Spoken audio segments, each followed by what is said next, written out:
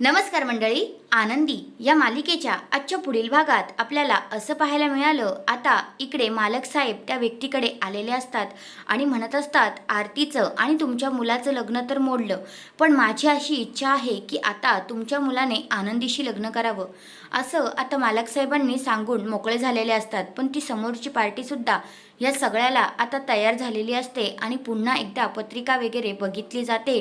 तर आता पत्रिका जुळलेल्या असतात आणि मग आता सगळेजण खूपच खुश झालेले असतात आणि ही गोष्ट आपल्या चंदनने ऐकलेलं असतं आणि चंदन आता हे सगळं काही ऐकून तिकडे खबर देणार आहे, तो म्हणजे आपल्या विद्याधरला.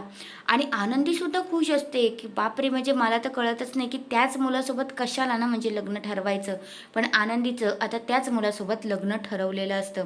आणि हा जो चंदन आहे तो इकडे विद्याधरला येऊन सगळं काही सांगतो. तर विद्याधर बोलतो, ते लोक कसे लग्न करतायत ना तेच मला बघायचं आहे, आता बघाच मी काय करतो. त्या आनंदीची नाही ना मी इज्जत लुटली तर माझं नाव पण विद्याधर नाही, असं आता विद्याधर इकडे बोलत असतो. आणि आता तो आनंदीसोबत काय करणार हे पाहणं रंजक ठरणार आहे. तर अशाच मालिकेंच्या अपडेट्ससाठी माझ्या चॅनलला नक्की सबस्क्राईब करा. धन्यवाद.